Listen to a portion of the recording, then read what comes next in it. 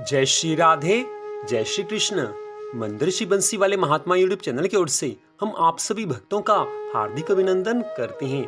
आज हम आपको सुनाने जा रहे हैं वैशाख मास महत्म के 25वें अध्याय की परम पावन कथा। इससे पहले आप वैशाख मास के अध्याय 1 से लेकर अध्याय 24 तक की कथा को हमारे चैनल पर सुन चुके हैं। तो अब 25वें अध्याय की कथा।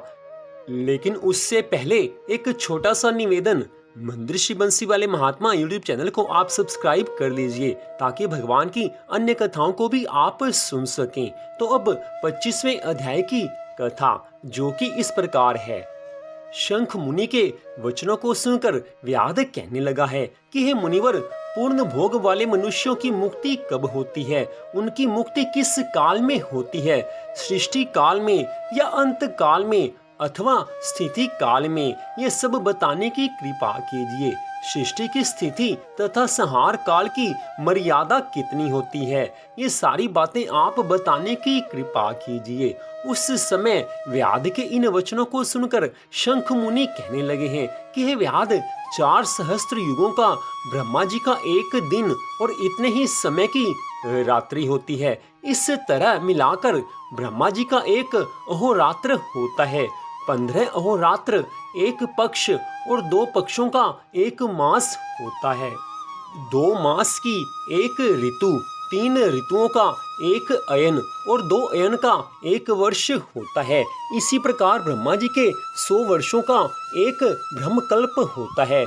इसी को वेद के जानने वाले प्रलय का समय कहते हैं। प्रलय 3 प्रकार की होती है। एक मानव प्रलय जिसमें सभी मनुष्यों का अंत हो जाता है। दूसरी दैनंदिन प्रलय, ब्रह्मा जी के मुहूर्त तक एक मनु की प्रलय होती है। इसी प्रकार जब 14 मनु बदल जाते हैं उस समय एक दैनंदिन प्रलय होती है। मनवंतर प्रलय में पृथ्वी, आकाश और पाताल तीनों लोकों का प्रलय हो जाता है। परंतु इस मनवंतर प्रलय में चैतन्य जीवों का ही नाश होता है, किंतु लोकों के स्वरूप का नाश नहीं होता। केवल उन लोकों में जल प्लावन हो जाता है। फिर मनवंतर के अंत में चैतन्य जीवों की उत्पत्ति फिर से हो जाती है। लेकिन दैनंदिन प्रलय में लोक और लोकथ सबका नाश हो जाता है। सिर्फ एक सत्य लोक ही रह जाता है। ब्रह्मा जी के शयन करने पर चैतन्य अधिभूतों सहित सबका नाश हो जाता है। कोई कोई तत्व अभिमानी देवता और मुनिगण बचे रहते हैं तथा सत्य लोक के शयन करने वाले भी रह जाते हैं, जो कल्प भर तक सोते रहते हैं। फिर रात्रि की समाप्ति होने पर ब्रह्मा जी पुनः सृष्टि की रचना करते हैं। शंख मुनि आगे कहने लगे हैं कि हे व्याध, अब मैं तेरे सामने सृष्टि काल और मुक्ति काल का वर्णन करता हूँ। भगवान का एक निमेष अर्थात आंख झपकना ब्रह्मा जी के एक कल्प के बराबर होता है। उतना ही समय पलक का खुलना निमेष के अंत में अपने कुशिष्ट लोकों और सब जीव समूहों को अपने उदर में रखता है। उनमें से कितने ही सृजन योग्य, कितने ही मुक्ति और कितने ही ऐसे होते हैं जिनका लिंग देह छूट गया है।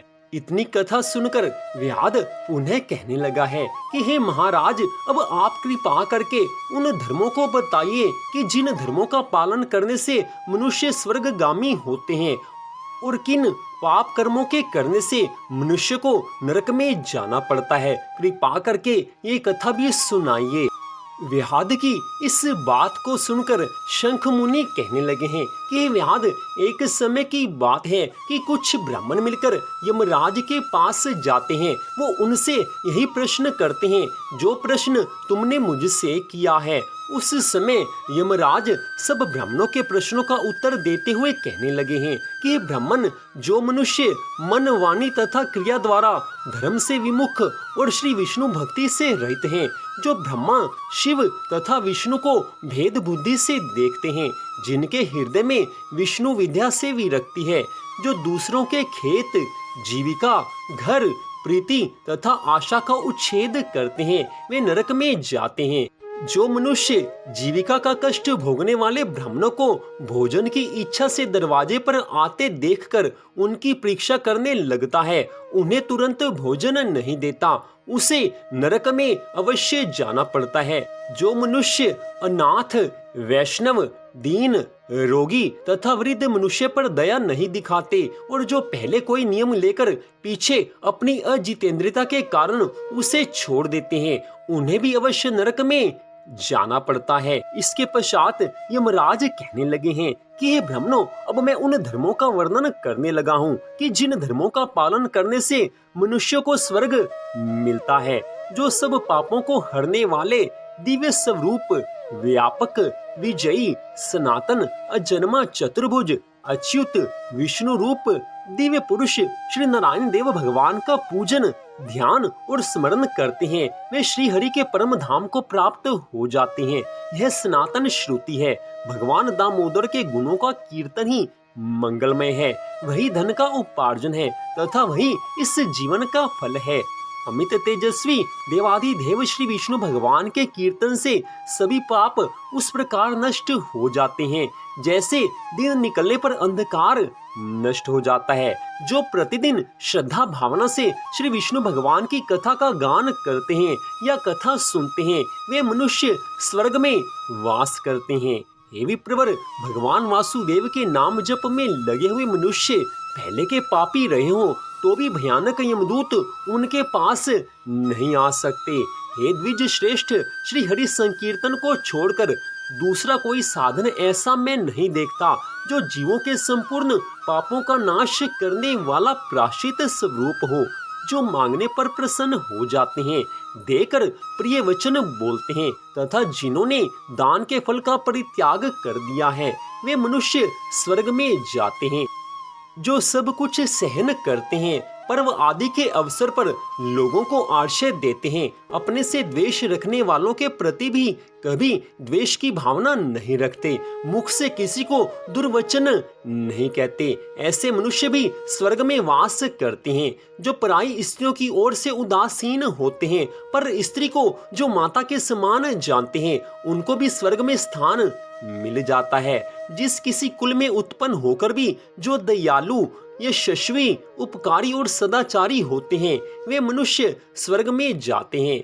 जो व्रत को क्रोध से, लक्ष्मी को ढा से, विद्या को मान और अपमान से, आत्मा को प्रमाद से, बुद्धि को लोभ से, मन को काम से तथा धर्म को कुसंग से बचाए रखते हैं, वे मनुष्य सदा स्वर्गगामी होते हैं। हे ब्राह्मणों, जो शुक्ल और कृष्ण पक्ष में एकादशी को विधि पूर्वक उपवास करते हैं, वे मानव स्वर्ग में जाते हैं। समस्त बालकों का पालन करने के लिए जैसे माता बनाई गई है तथा रोगियों की रक्षा के लिए जैसे औषधियों की रचना हुई है, उसी प्रकार संपूर्ण लोकों की रक्षा के निमित्त एकादशी के व्रत का निर्माण हुआ है, एकादशी के तिथि का निर्माण हुआ है। एकादशी के व्रत के समान पाप से रक्षा करने वाला दूसरा कोई साधन नहीं है। अतः एकादशी को विधि पूर्वक उपवास करने से मनुष्य स्वर्ग लोक में जाते हैं। इतनी कथा सुनाकर शंख मुनि कहने लगे हैं कि हे व्याध, यमराज ने इस प्रकार सब ब्राह्मणों को स्वर्ग में जाने और नरक में जाने वाले प्राणियों की गति बताई है। हे व्याध, ये तो यमराज ने संक्षेप में बताया है, लेकिन जो पाप करते हैं उनको नरक में जाना ही पड़ता है और जो मनुष्य पुण्य कर्म करते हैं उनको स्वर्ग में स्थान मिल जाता है। इतनी कथा सुनाकर श्रुतिदेव ब्राह्मण कहने लगे हैं कि हे राजन, जब यह कथा शंख मुनि व्याध को सुना रहे थे तो उस समय उस पंचशाखी वृक्ष के नीचे जहाँ पर वो कथा सुना रहे थे, वो पंचशाखी वृक्ष उसी समय गिर पड़ा और उसके कोटर में से एक बड़ा भयंकर सर्प तत्काल पाप रूपी देह को त्याग कर, हाथ जोड़कर, सिर झुकाकर वहीं पर बैठ गया। तो इस प्रकार वैशाख मास महात्म्य के 25वें अध्याय की इस कथा में धर्म और अधर्म के बारे में बताया गया है कि किन धर्मों का पालन करने मात्र से मनुष्य को स्वर्ग में स्थान मिलता है और किन अधर्म के कामों को करने से, किन पाप कर्मों के करने से मनुष्य को नरक में जाना पड़ता है। इन सब बातों पर विचार करके अपने जीवन को सदा धर्म में लगाना चाहिए। जो मनुष्य सदा धर्म का पालन करते हैं, भगवान की कथा सुनते हैं, भगवान के मंगलमय नामों का जाप करते हैं, भगवान के नाम का संकीर्तन करते हैं, उन मनुष्यों की भगवान में बुद्धि हो जाती है, उन मनुष्यों का भगवान में मन लग जाता है और इतना करने मात्र से भगवान उन पर प्रसन्न हो जाते हैं और उनको अपने धाम में स्थान दे देते हैं। यही आज की इस कथा का सारांश है जिसको हमने आपको सुनाया है। तो वैशाख मास महात्म्य के 25वें अध्याय की कथा को आपने मंदिर श्री बंसी वाले महात्मा यूट्यूब चैनल पर सुना है। आपसे निवेदन कि हमारे इस चैनल को आप सब्सक्राइब कर लीजिए ताकि भगवान की अन्य सभी कथाओं को भी आप हमारे चैनल पर सुन सकें। तो इस कथा को सुनने के लिए आप सबका हार्दिक धन्यवाद।